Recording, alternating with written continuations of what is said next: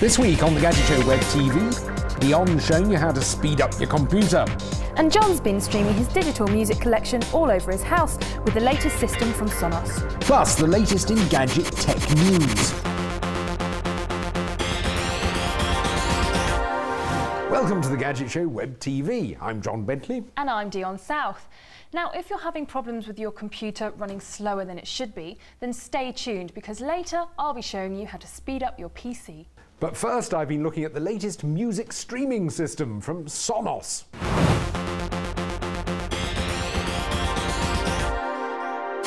Just in case anyone needs reminding, music streaming systems exist to stream music from your home computer to every room in your house over your home Wi-Fi network. Now, Sonos has traditionally dominated the top end of this market, and this is their latest bundle, the BU150. It comprises a couple of players, a controller, and some software. The idea is you put one of the players in every room of the house where you need music, up to 32 rooms in total if you have them.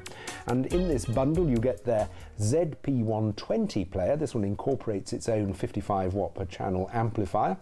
Their ZP90 player, which goes into your sort of hi-fi system or whatever through the phono sockets or an optical output at the back, plus this really very stylish controller.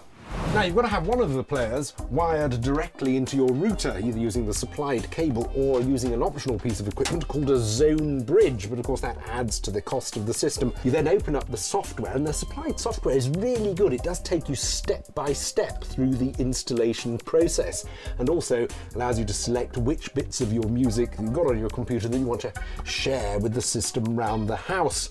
I've got it set up so I've got the player with the amplifier up here, and I've got the smaller ZP90 plugged into my hi-fi amplifier downstairs. So let's go down and see what it sounds like. Now, it's all controlled with the controller, which is a very nice, well-designed bit of kit. It has an almost iPod-esque interface with a click wheel here. You select what zone you're in. I've named mine the office and living room. I'm going to go for living room. And then I can choose some music to play here. Play now. That sounds very good, actually.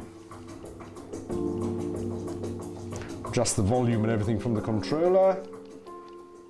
I can actually have different music playing in different rooms if I want to, or different zones, as Sonos would call it. Now, that does sound very good, and I've actually done comparisons with a CD in the CD drive, and then that same CD copied onto my computer at 320 kilobits per second and then played back through the Sonos system, and you can't tell the difference. It really is that good.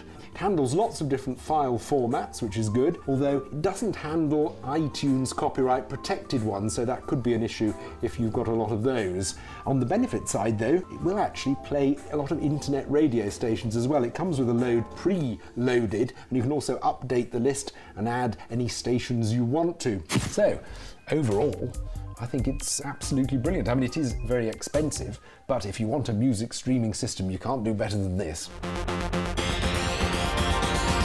Well, I think this is great. Whenever I'm listening to music in my bedroom and then want to go make some lunch, I either have to turn the volume up very loudly or take my laptop into the kitchen.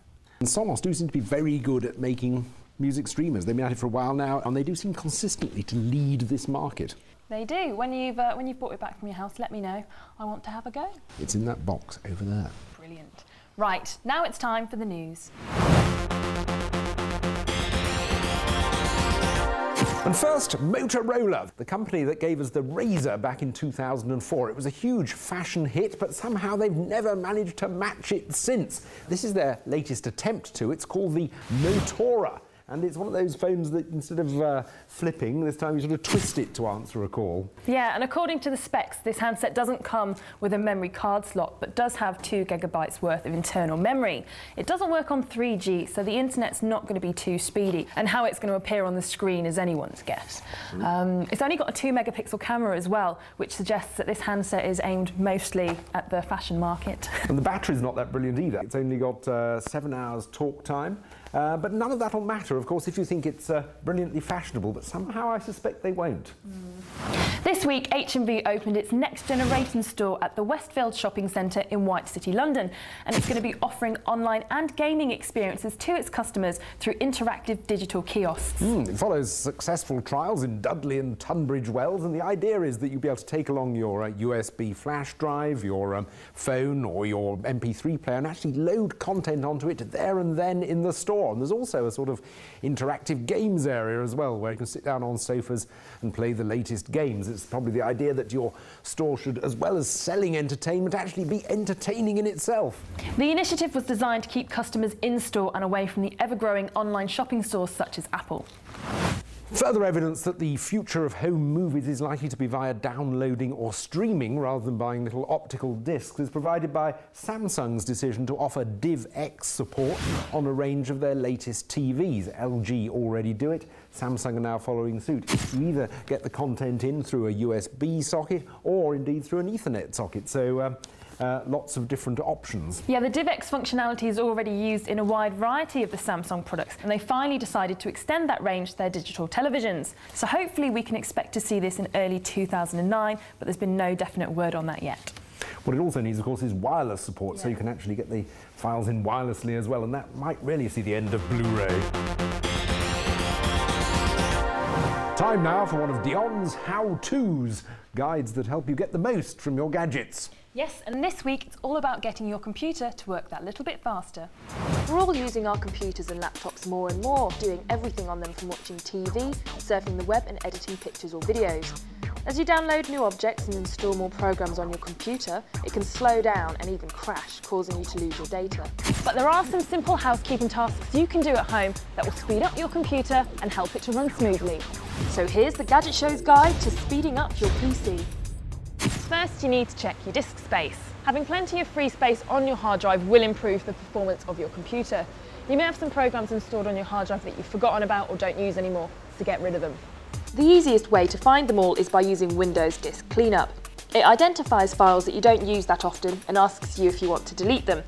To open it, you just click Start, All Programs, Accessories, System Tools, and then click Disk Cleanup and follow the instructions. There you go, I've deleted a load of old programs and files and freed up lots of space on my hard drive. After a while, the files on your computer become messy and spread out, which slows down the overall performance of your system. And that's because it takes your computer longer to find them. The answer to this is to defrag your hard drive. Disk Defragmenter is another Windows utility that consolidates the files and folders on your computer, which in turn makes it easier for your computer to find them, a bit like tidying your bedroom. Just go to System Tools again and then click Disk Defragmenter and set it running. Finally, it's really important to protect your system against spyware. Now, spyware not only puts your confidential information at risk, but it also restricts the performance of your computer. One way to combat it is to use Microsoft Windows Defender. If you use Windows XP, you can download it for free from the Microsoft website, but if you use Vista, it will already be installed. Windows Defender performs a scan of your entire computer, searching for malicious spyware files so that you can delete them.